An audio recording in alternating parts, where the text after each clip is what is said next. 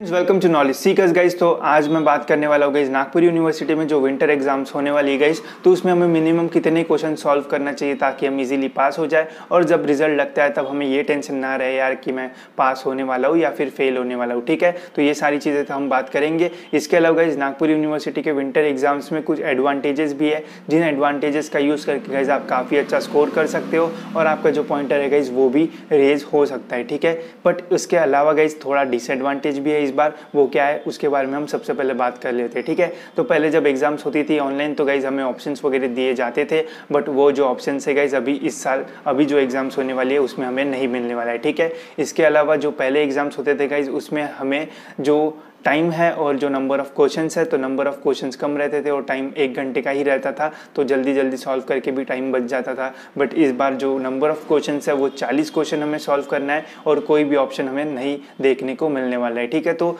40 question 1 घंटा मतलब 60 minute में 40 क्वेश्चन, तो किसी किसी के लिए टफ हो सकता है। कोई कोई बस टिक करता है तो उनको तो भाई समय ही नहीं लगता है, बट जो सही से मतलब एग्जाम देगा, पढ़ पढ़ के देगा, तो उनको थोड़ा टाइम का ये हो सकता है। तो मैं आपको यही बोलूँगा कि यार टाइम मैनेजमेंट करना सीख लेना, क्योंकि अगर आप टाइम मैनेजमेंट नहीं करते हो और अगर आपके क्वेश्चंस मिस हो जाते हैं तो भाई बहुत लॉस हो जाएगा आपका। क्यों? क्योंकि यार ये ऐसे क्वेश्चन नहीं है जिसको आप सॉल्व करते हो और अगर आपका रॉन्ग होता है तो आपको नेगेटिव मार्क्स वगैरह दिए जाएंगे।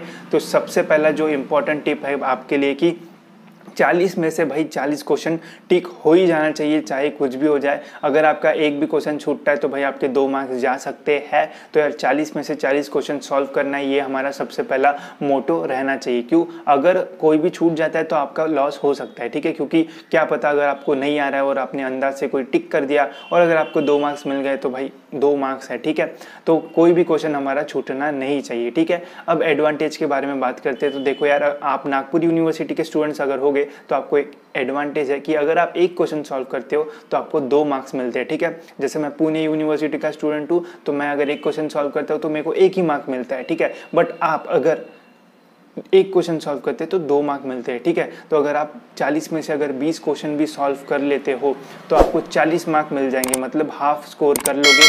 80 में से आपको 40 मिल जाएंगे, जो कि ठीक ठाक स्कोर हम मान सकते हैं। ठीक है, अगर फिर 25 के आसपास सॉल्व कर लेते हो अच्छे से, 15-20 सॉल्व कर सकते हो और बाकी के अंदाजी तुक्का भी आप मारोगे तब भी उसके राइट होने के चांसेस रहेंगे। तो अगर आप 25 भी सॉल्व कर लेते हो तो 50 मार्क के आसपास अगर आपको मिलता है तो काफ़ी अच्छा स्कोर रहेगा। इसके अलावा जो प्रैक्टिकल वगैरह के मार्क्स वगैरह भी रहते हैं तो उससे आपका जो स्कोर है गाइस वो और भी सही होगा और आपका जो मतलब पॉइंटर है वो और भी अच्छा हो जाएगा। ठीक है, बट सबसे पहले गाइस सबसे इंपॉर्टेंट टिप कि जितने भी क्वेश्चन है वो सारे सॉल्व करना है। अगर आपको नहीं आ रहे हैं तो यार तब भी टिक कर दो, क्या पता राइट हो जाए। सेकंड गाइस टाइम मैनेजमेंट करना पड़ेगा, क्योंकि 60 मिनट है, 40 क्वेश्चन सॉल्व करना है। तो जिस टाइम आप जो भी क्वेश्चन सॉल्व कर रहे हो तो उसको टिक किए बिना मत छोड़ो। ऐसा मत करना कि यार इसको तो मैं बाद में करूँगा, ऊपर चले जाता हूँ या फिर नीचे चले जाता हूँ। तो उससे क्या होगा यार, आपके पास टाइम कम रहेगा तो फिर आपका सब कुछ पेपर खत्म होने के बाद आपको ये नहीं पता रहेगा कि यार मैंने कौन सा मिस कर दिया है और कौन सा छोड़ा है। ठीक है, तो फिर आप वापस सर्च करने जाओगे तो उससे हड़बड़ी मच सकती है। ठीक है, तो मैं आपको यही बोलूँगा कि यार जिस टाइम जो क्वेश्चन आप सॉल्व कर रहे हो उसको उसी टाइम टिक कर देना। अगर नहीं आ रहा है, वैसे भी आखिरी में आप अंदाजी तुक्का मारने वाले हो तो उसी टाइम आप तुक्का मार देना ताकि वो क्वेश्चन मिस ना हो। ठीक है, क्योंकि मिस हुआ तो ऐसे समझना कि आपका लॉस हुआ। अगर आपने टिक कर दिया तो प्रोबेबिलिटी 25% तो प्रोबेबिलिटी रहेगी कि आपका जो आंसर है वो राइट हो जाए। ठीक है, तो ये सारी चीज़ें करना। इसके अलावा इस टेक्स्ट बुक का आप यूज़ कर सकते हो, उसको आप पढ़ो। ठीक है, आप उसको पढ़ सकते हो। अगर आपको सब कुछ पढ़ना नहीं हो रहा है तो आपको सब कुछ पढ़ने के लिए कोई बोल भी नहीं रहा है। ठीक है, अगर आपके पास 6 यूनिट है तो किसने बोला कि आपको 6 यूनिट पढ़ना है? आप 2 यूनिट भी पढ़ सकते हो। क्या पता अगर 40 में से अगर 10 क्वेश्चन 2 यूनिट पे ही आते हैं और अगर आपके वो 2 यूनिट इतने सही हो जाते हैं और अगर आपको उन 2 यूनिट्स में से कुछ भी पूछा जाए या फिर कोई भी टॉपिक के बारे में ऐसा बताया जाए तो आपको याद आ रहा कि यार नहीं, ये टॉपिक तो मैंने पढ़ा था, ये इसी पेज पे मैंने हाईलाइट करके रखा है। तो अगर आपकी 2 यूनिट की पढ़ाई भी ऐसे होती है तो आपके 10 क्वेश्चन तो कन्फर्म राइट हो ही जाएंगे ना। अगर 10 क्वेश्चन आपके कंफर्म राइट हो जाते हैं तो आपको कितने मार्क्स मिलेंगे? आपको 20 मार्क्स मिल जाएंगे। ठीक है, बाकी के 30 क्वेश्चंस में आप कुछ भी करके 5 या 10 तो राइट हो ही जाएंगे आपके, कुछ भी करके 30 में से 10 राइट करना इतना भी बहुत बड़ा ये नहीं है, ठीक है। तो वो भी आपका जो राइट होने के चांसेस है फिर और बढ़ जाएगा, ठीक है। तो जब आप पढ़ते हो तो ऐसा किसी ने नहीं बोला है भाई कि आपको सब कुछ पढ़ना है। अगर आपकी पढ़ने की कैपेबिलिटी है अच्छी तो 2 से ज़्यादा आप 3 यूनिट पढ़ सकते हो, आपके 15 राइट हो सकते हैं। तो 15 राइट होते तो 30 मार्क आपको वो मिल जाएंगे, और बाकी के आप ऐसा तुक्के भी मारते हो तो उसमें भी आपको मार्क्स मिलने के चांसेस हो सकते हैं। तो ये सारे गाइज अगर आप इन सारे टिप्स का यूज़ करोगे तो आपको फ़ायदा हो सकता है।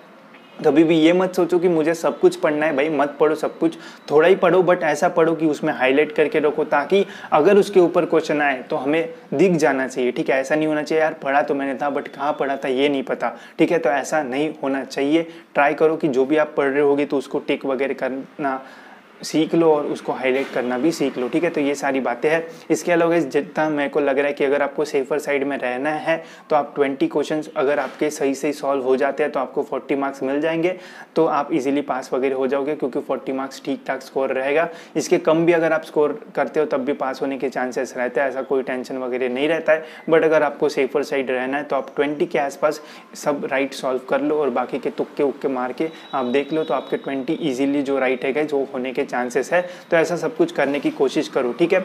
इसके अलावा भाई जो सबसे मेन डाउट है कि कौन से वेब बेस्ड एप्लीकेशन पे होने वाला है, तो यार वो जो अपडेट है वो जब आएगा तब मैं आपको बता दूंगा। मेरी बस यही एक्सपेक्टेशन है कि 20 तारीख तक के पहले अपडेट अगर आता है तो अच्छा रहेगा, मैं आपको सब कुछ फिर तब तक बता दूंगा। और 25 तारीख से एग्जाम्स हो रही है तो ज़्यादा टेंशन लेने की ज़रूरत नहीं है, क्योंकि हमें थोड़े एडवांटेजेस भी है, कम क्वेश्चन में ज़्यादा मार्क्स हमें मिल सकते हैं, ठीक है। बस टेंशन लेने से अच्छा आप थोड़ा पढ़ाई करो, और पढ़ाई ऐसे करो जिसका यूज़ हमें हो सके, ठीक है। बाकी सारी जो टिप्स है जैसे आप पूछते हो कमेंट्स में, तो मैं पढ़ता हूँ कि क्या हम ये सब कुछ कर सकते हैं, क्या सर्च वगैरह कर सकते हैं, तो उसके बारे में भी मैं आपको बताऊँगा, बिल्कुल बताऊँगा, और कैसे सब कुछ होगा वो भी बताऊँगा, ठीक है। बट हमारा ये फ़र्ज़ है कि थोड़ा पढ़े, भले पूरे यूनिट मत पढ़ो, थोड़े ही पढ़ो, बट ऐसे पढ़ो यार कि उतने तो राइट हो जाए, ठीक है। तो ये सारी बातें यार इसमें आप इम्प्लीमेंट करोगे तो आपको अच्छे खासे जो मार्क्स है वो मिल सकते हैं, और जब रिजल्ट लगेगा तो आपको टेंशन भी नहीं रहेगा, ठीक है। तो इस वीडियो में इतना ही गाइज, होप सो आपको ये वीडियो इन्फॉर्मेटिव लगा होगा। अगर कोई भी अपडेट आता है तो मैं आपको सबसे पहले अपडेट दे दूंगा, और अगर आपने अभी तक इस चैनल को सब्सक्राइब नहीं किया है गाइज तो ज़रूर सब्सक्राइब कर लीजिए, और बेल आइकन को भी क्लिक कर देना, ताकि जब भी मैं वीडियो डालूँ तो यार आपको नोटिफिकेशन के थ्रू अपडेट्स मिलते रहे।